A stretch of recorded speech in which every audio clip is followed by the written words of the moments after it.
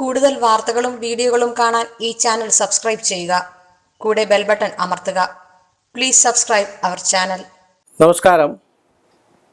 എല്ലാ മാന്യ പ്രേക്ഷകർക്കും ജ്യോതിഷ വിശ്വാസികൾക്കും ജ്യോതിഷ പ്രേമികൾക്കും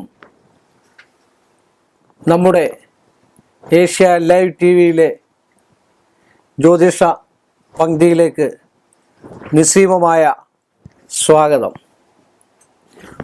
രണ്ട് പേര് പല അനുഭവങ്ങളുമായിട്ട് എൻ്റെ മുൻപിൽ വന്നു. അപ്പോൾ എൻ്റെ അടുക്കൽ ഒരനുഭവം പറഞ്ഞ് ഒരാൾ പറഞ്ഞു, ഞാൻ എന്നേക്കാൾ 8 വയസ്സ് പ്രായമുള്ള ഒരു സ്ത്രീയെയാണ് വിവാഹം കഴിച്ചിരിക്കുന്നത്. മറ്റൊരാൾ പറഞ്ഞു, എനിക്ക് 34 വയസ്സേ ഉള്ളൂ, എന്നേക്കാൾ 18 വയസ്സ് മൂത്ത ഒരാളെയാണ് ഞാൻ വിവാഹം കഴിച്ചിരിക്കുന്നത്. അതുകൊണ്ടാണ് എൻ്റെ ജീവിതം ഇങ്ങനെ ആയിപ്പോയത്. ഒരു കൂട്ടർക്ക് സന്താനങ്ങളുണ്ട്, ഒരു കൂട്ടർക്ക് സന്താനങ്ങളില്ല. രണ്ടുപേരുടെ അഭിപ്രായം ഒന്നായിരുന്നു. ഇത്രയും കാലത്തോളം ഞങ്ങൾ തമ്മിൽ ജീവിച്ചിട്ട് ഒരു സന്തോഷമോ, ആദ്യകാലങ്ങളിലുള്ള സന്തോഷമല്ലാതെ ഒരു സന്തോഷമോ സുഖമോ ഞങ്ങൾക്ക് ലഭിച്ചിട്ടില്ല.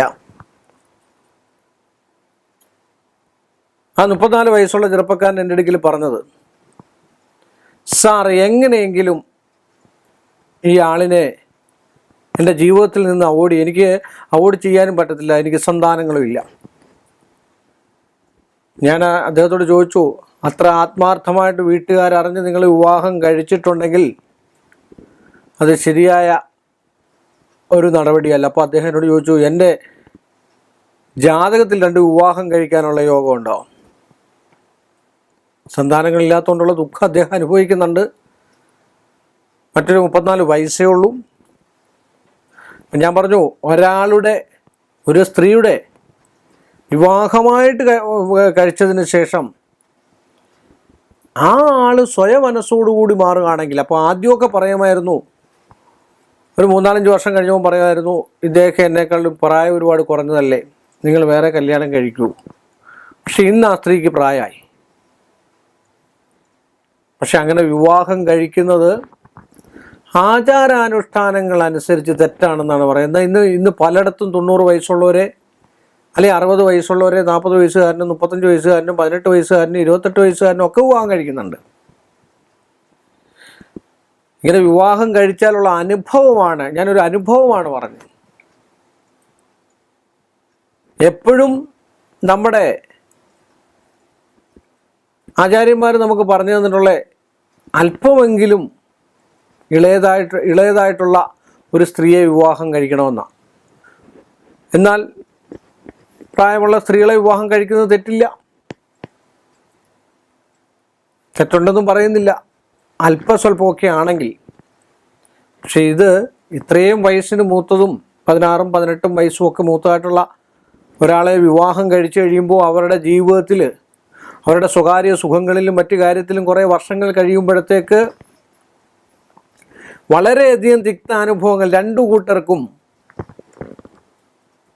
അന്യോന്യം പരസ്പരം മാറിപ്പോകണം എന്നുള്ളൊരു തോന്നൽ അവരുടെ മനസ്സിൽ തന്നെ ഉണ്ടാക്കിയെടുക്കും.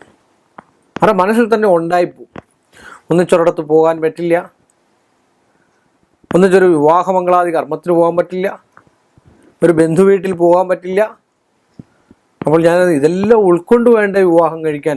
അദ്ദേഹത്തിന് ഭയങ്കരമായിട്ടുള്ള സ്നേഹമുണ്ട്, പക്ഷെ അവോയ്ഡ് ചെയ്യുകയും വേണം.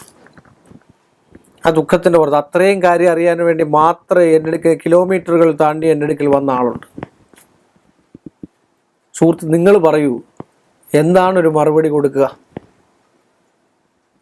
അദ്ദേഹത്തെ വളരെയധികം അനുനയിപ്പിച്ചാണ് ഞാൻ വിട്ടത്. പക്ഷേ എങ്കിൽ തന്നെ അദ്ദേഹത്തിൻ്റെ മനസ്സിൽ കാണും, എനിക്ക് ആ സ്ത്രീയെ ഡൈവേഴ്സ് ചെയ്ത് മറ്റൊരു ജീവിതത്തിലേക്ക് കടന്നാൽ കൊള്ളാവുന്നുണ്ട്. ആ മനസ്സിൽ അത് ഉടലെടുത്തുകൊണ്ടാണല്ലോ എൻ്റെ അടുക്കൽ വരാൻ കാരണമായത്.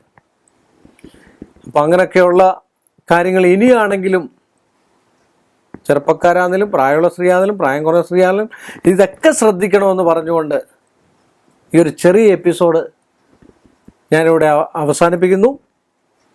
വീണ്ടും മറ്റൊരു നല്ല വിഷയവുമായിട്ട് നിങ്ങളുടെ മുമ്പിൽ വരുന്നത് വരെ എൻ്റെ നിസ്സീയവുമായ നന്ദിയും കടപ്പാടും. കൂടുതൽ വാർത്തകളും വീഡിയോകളും കാണാൻ ഈ ചാനൽ സബ്സ്ക്രൈബ് ചെയ്യുക.